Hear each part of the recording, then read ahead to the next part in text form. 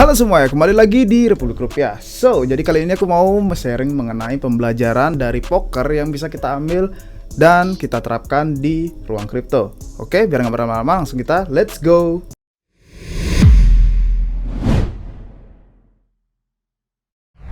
Oke, kalau kita lihat-lihat dari kesamaan itu ada beberapa persamaan yang bisa kita ambil ya dari ruang poker atau judi gitu kalau kita bisa bilang, dan kita bisa mungkin terapkan di dunia kripto untuk ya istilahnya menambah profit juga. Tapi bukan aku bilang kripto itu judi, no, karena juga ada ruang investasinya juga. Oke, jadi di video kali ini aku bakal bagi 5 segmen yang bakal aku sharing di video kali ini. Yang pertama itu ada manajemen modal, yang kedua berpikir dalam probabilitas, yang ketiga itu melacak hasil, yang keempat menggunakan tools ya yang pastinya, yang kelima itu cara mengontrol emosi.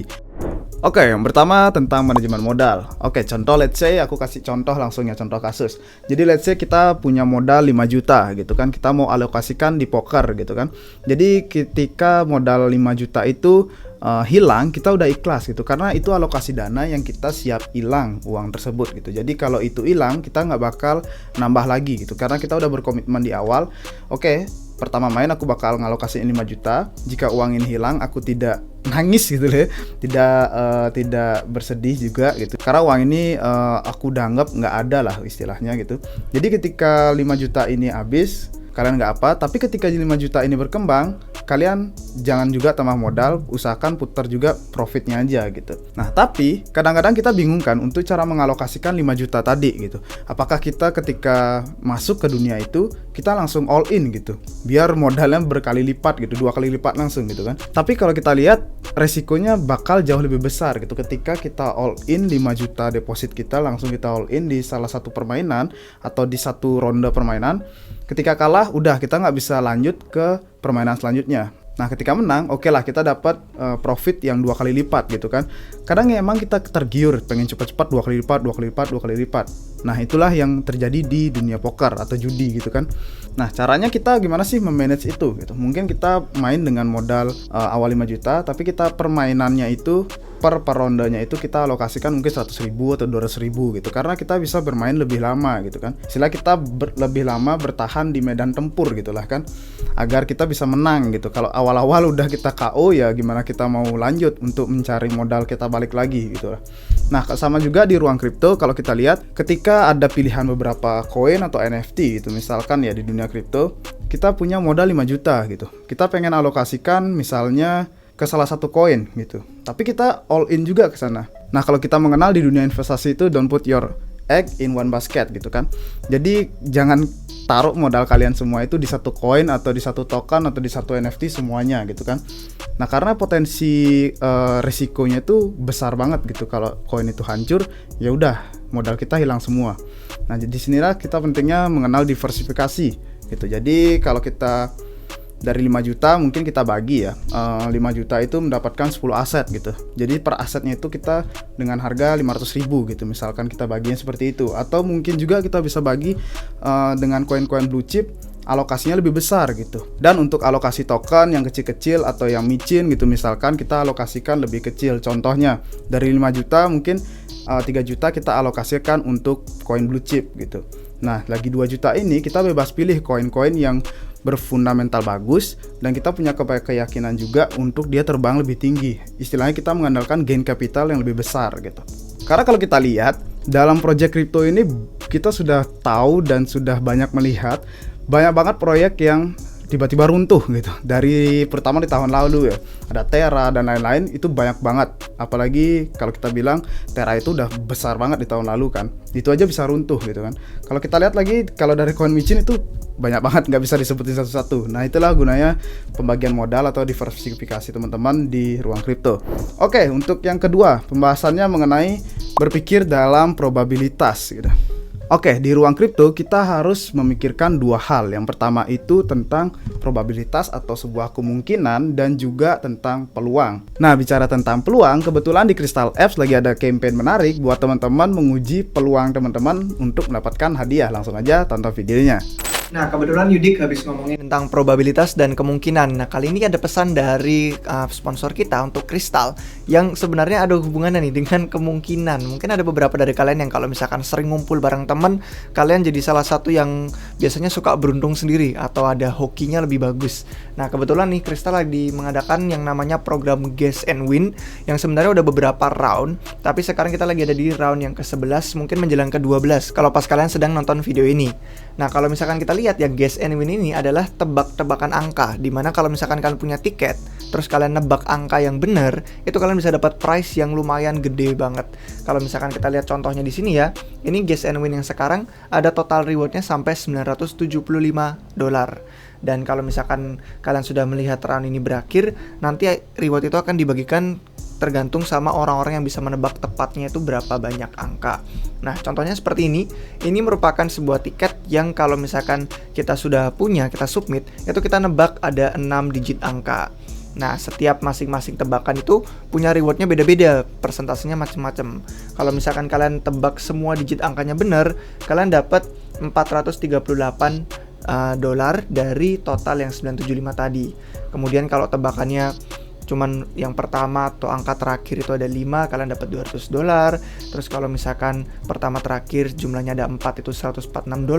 Terus begitupun turun sampai ada yang $97 atau $48. Nah, jadi kemungkinan kalian untuk menang itu ada lumayan banyak. Cuman kalau misalkan kalian pengen tahu caranya gimana, Guess and Win ini sebenarnya cuman mengumpulkan tiket aja. Kalau misalkan kalian punya tiket, kalian bisa nebak. Misalkan nih, kita masuk ke sini, kita punya tiket, itu kita langsung masukin aja angka beruntung kalian atau angka hoki kalian, tinggal masukin di sini. Kalau mau diacak juga bisa, tinggal di randomize. Nah, cuman kalau kalian bertanya gimana caranya punya tiket, caranya punya tiket itu adalah dengan ngeredeem dari 100 telur yang kalian sudah kumpulkan. Nah, kalau misalkan kalian punya 100 telur, di sini langsung bisa kalian redeem untuk tiket 1 untuk kalian tebakan. Nah, kalau misalkan bingung cara dapetin telurnya dari mana, ini sebenarnya caranya mudah. Kalian cuma tinggal masuk ke Crystal Reward di sini. Kalau misalkan nih, kebetulan kalian cuma punya akun Kristal yang di HP, kalian nanti tinggal konekin aja wallet yang sama di Kristal yang di desktop di sini. Ini websitenya defi.crystal.app.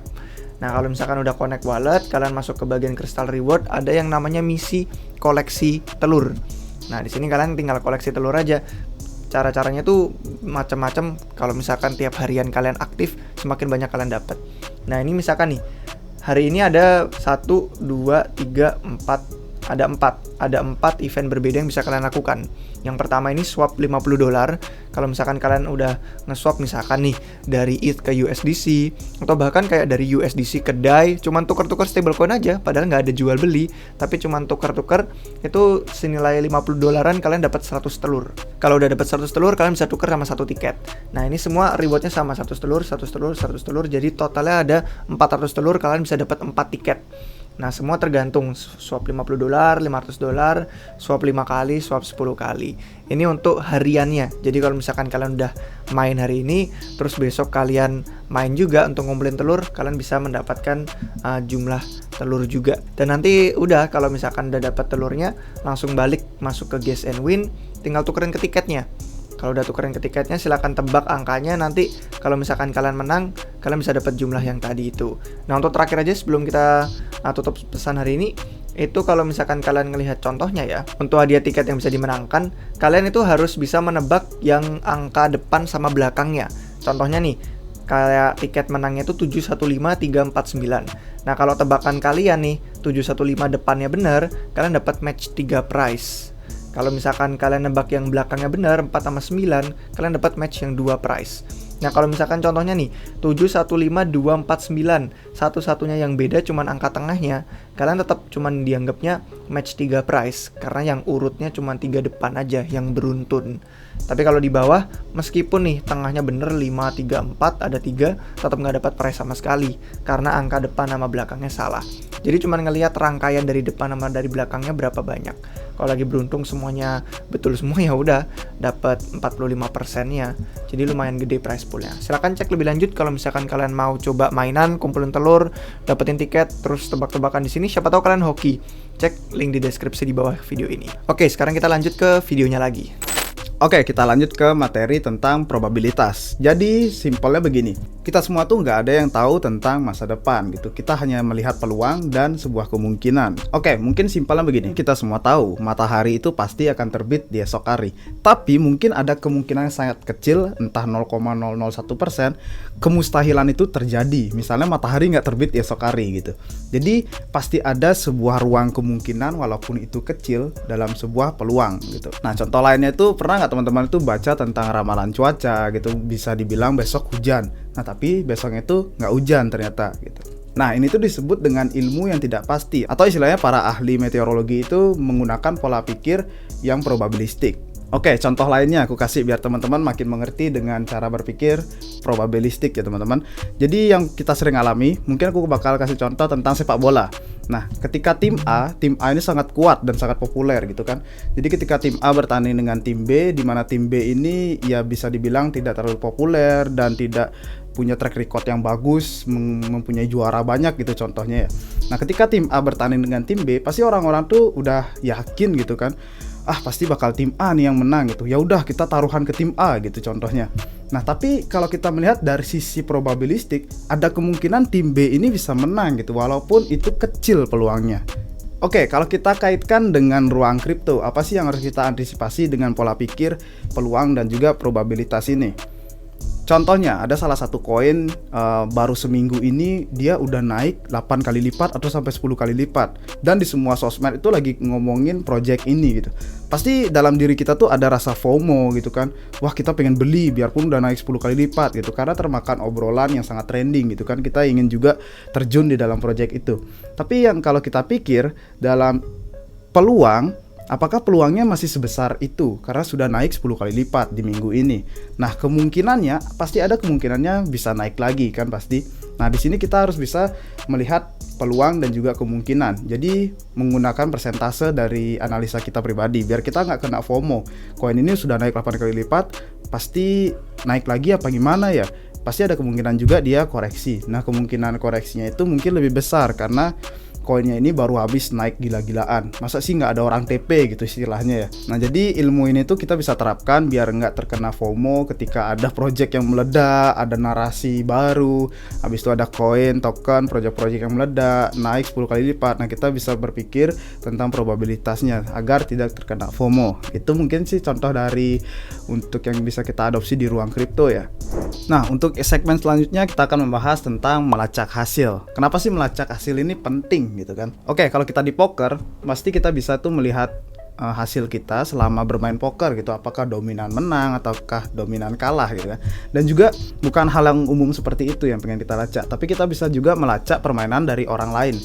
Kalau misalnya contohnya ada satu orang yang dia itu profitnya sangat tinggi atau profit and loss-nya itu dominan profit 60% atau 70%. Pasti kan kita ingin mempelajari cara dia itu gimana sih caranya main gitu agar tetap menghasilkan profit yang besar gitu. Jadi pasti kita ingin mencari referensi dan juga belajar tentang pengalaman orang tersebut dan juga cara bermainnya mereka gitu kan. Nah, tujuan kita melacak dari permainan seseorang itu pasti kita dapat insight baru dan juga kita bisa mengevaluasi tentang keputusan-keputusan yang udah kita buat. Nah, contohnya ketika ada orang yang profitnya banyak terus dominan menang, dominan bagus strategi mainnya, kita itu bisa menganalisa cara main mereka. Habis itu kita bisa mengevaluasi cara bermain kita tuh bagaimana biar bisa juga untung terus gitu kan. Oke, kalau di ruang kripto bagaimana? Mungkin kita bisa lacak juga para whale-whale gitu contohnya kan. Tapi tidak sesimpel itu kalau di ruang kripto. Di ruang kripto tuh banyak variabel dan sangat kompleks kalau kita berusaha melacak gitu kan. Whale aja bisa ganti-ganti wallet kan gitu istilahnya. Nah, tapi setidaknya di konten terdahulu udah ada tentang cara melacak whale dan lain-lain, udah Beli David yang jelasin juga. So, jadi di sini aku mau ngasih contoh aja gimana sih kita menerapkannya di ruang kripto gitu. Mungkin selain cara yang tadi kita melacak para whale, mereka sedang transaksi apa, melakukan trading apa. Mungkin ada salah satu contoh yang aku pengen sharing. Mungkin teman-teman di sini ada penggemar NFT gitu kan, sering berkontribusi di dunia NFT. Jadi ketika teman-teman beli NFT di pasar sekunder gitu, kenapa sih aku rugi terus ketika aku beli di pasar sekunder? Nah, mungkin bisa melihat peluangnya mungkin aku harus minting di pertama kali, atau istilahnya kita bisa evaluasi, mungkin aku harus kontribusi pas NFT itu baru launching. Jadi lebih aktif fokusnya ke sana, bukan fokusnya di pasar sekunder gitu. Nah, kalau masalah trading gitu, mungkin kita sering lihat hasil kita itu udah profit, tapi kok profitnya masih dirasa kurang. Apa sih keputusan yang aku buat nih salah, tapi udah profit gitu. Nah, mungkin kita bisa belajar dari trader lain gitu. Mungkin dari trader lain kita melacak, mereka itu menerapkan target profit segini. Nah, mungkin kita bisa rubah dengan cara kita menerapkan target-target profit kita masing-masing gitu. Nah, kenapa aku bilang kompleks? Nah, itulah aku bilang kompleks karena sumbernya banyak banget, dan kita dalam hal ini tidak ada namanya ilmu pasti gitu kan. Semuanya punya target mandiri atau target tersendiri gitu. Nah, untuk lebih jelasnya di sini aku bakal jelasin di segmen selanjutnya, yaitu menggunakan tools atau menggunakan alat. Oke, mengenai tools, kalau kita di dalam poker itu ada namanya alat HUD ya. Gimana sih cara bacanya, HUD atau HUD gitu ya. HUD real time. Nah, jadi di alat ini dia tuh menyediakan seperti kalkulator peluang ya. Jadi kita ketika menggunakan alat itu, kita bisa menggunakan alat tersebut pada musuh kita. Jadi kita menggunakan kalkulator peluang, berapa sih persentase peluang kita untuk mengalahkan dia, atau kita mempelajari dari segi statistik lawan kita yang bisa kalian gunakan itu untuk mempengaruhi keputusan kalian ketika bermain gitu kan. Nah, kalau kita lihat lagi dalam hari ini atau zaman sekarang, kalau kita tidak menggunakan alat yang canggih, apakah kita bisa beradaptasi ataukah kita bisa lebih bergerak sukses atau maju gitu kan untuk zaman sekarang kalau kita tidak menggunakan alat gitu kan. Nah, kalau kita lihat dari ruang poker dan juga ruang kripto, itu emang ada perbedaan yang pasti. Kalau ruang poker itu kan centralized gitu. Kalau kita ketahuan menggunakan alat seperti bot dan lain-lain, itu pasti kita kena ban gitu istilahnya. Nah, kalau di kripto, dunia yang desentral, mungkin tidak ada hukum nyatanya untuk hukum kita penggunaan bot dan lain-lain. Pasti sih dari protokolnya udah nyediain kayak sistem yang anti bot dan lain-lain, tapi kita tetap membutuhkan tools. Nah, di dalam tools ini aku bukan ngajak teman-teman menggunakan bot dan lain-lain cara curang, enggak. Jadi di dalam tools dalam kripto ini aku mau ngejelasin tentang beberapa tools yang dapat membantu teman-teman semua. Oke, tools apa aja sih yang dapat membantu kita untuk menganalisa sebuah project atau sebuah market ya gitu di kripto gitu. Kalau kita bisa lihat seperti Nansen, mungkin teman-teman udah tahu, ada Nansen, habis itu ada Dune Analytics dan juga ada Glassnode, dan masih banyak lagi sebenarnya tools-tools untuk menganalisa on-chain atau menganalisa pasar atau menganalisa sebuah project coin gitu. Jadi banyak banget toolsnya sebenarnya teman-teman. Nah, jadi kalau kita masuk tanpa menggunakan tools, apakah kita sepede itu gitu? Ditimbangkan kita sebelum masuk project, kita udah menggunakan tools untuk menganalisa dari project tersebut. Itu pasti sangat membantu, karena dari tools tersebut, contohnya kita melacak koin A, gimana sih track recordnya, siapa sih di baliknya, habis itu kita melacak pergerakan marketnya dari protokol revenue, habis itu dari pergerakan trading, apakah banyak orang-orang yang masuk ke sana. Nah, jadi dari tools ini kita bisa sangat terbantu. Dan aku pribadi pun juga pakai tools ketika mau masuk ke sebuah project. Nah, berbeda halnya dengan koin-koin yang emang pom-poman, ya udah mungkin teman-teman ada yang main di sana yang istilahnya kayak koin micin dan lain-lain, masuk tanpa fundamental, tanpa menganalisa dan lain-lain, hanya ikut-ikutan, ya pasti dominan tidak memakai tool tersebut gitu kan. Oke, yang terakhir ini tentang mengontrol emosi. Nah, dalam segmen mengontrol emosi ini pasti masuk ke psikologi ya, psikologi dalam dunia market, psikologi trading atau yang lain-lain. Nah, di sini pasti yang diuji itu mental kita. Istilahnya semakin lama kita di market, mental kita itu udah teruji semakin lama, semakin baja gitu. Ketika ada lonjakan harga, jatuh ataupun naik, kita tuh udah siap gitu kan. Nah, kalau dalam dunia poker, mungkin teman-teman ada yang punya pengalaman di dunia poker ataupun judi gitu kan. Ketika kita kalah, ketika kita loss banyak gitu kan, pasti kita tuh nggak bisa berpikiran secara rasional gitu kan, karena kita udah terpukul-pukul oleh market gitu, istilahnya kita udah terpuruk, sedih. Nah, itu sebenarnya wajar. Dan yang ditakuti itu kan kita ketika sudah kalah, kita ingin menambah modal agar mendapatkan modal kita yang kalah tadi itu bisa balik. Jadi istilahnya risiko kita semakin besar, karena ketika kita kalah ya kita kehilangan modal pertama dan juga uang-uang tambahan lainnya gitu. Nah, jadi disinilah pentingnya mengontrol emosi. Nah, jadi intinya ketika kita mau masuk ke dalam sebuah permainan atau bidang investasi, kita tuh harus sudah siap mental.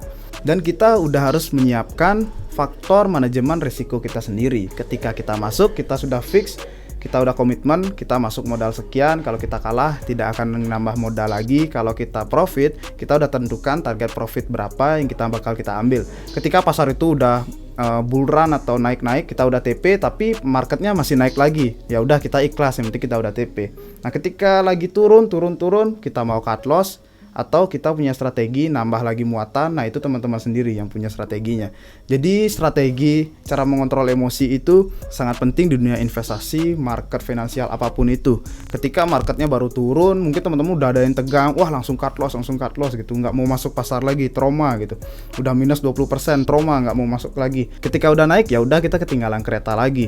Nah inilah perlunya mengontrol emosi gitu. Nah gimana sih cara kita tuh untuk melihat dan merespons kejadian yang ada di pasar? Itu salah satu faktor yang sangat penting dalam hal mengontrol emosi. Oke, mungkin udah cukup untuk sharingnya hari ini teman-teman. Semoga bermanfaat. Thank you udah nonton sampai habis. Jangan lupa like dan subscribe biar nggak ketinggalan konten-konten menariknya dari Republik Rupiah. So, sampai jumpa di episode-episode selanjutnya. Cheers!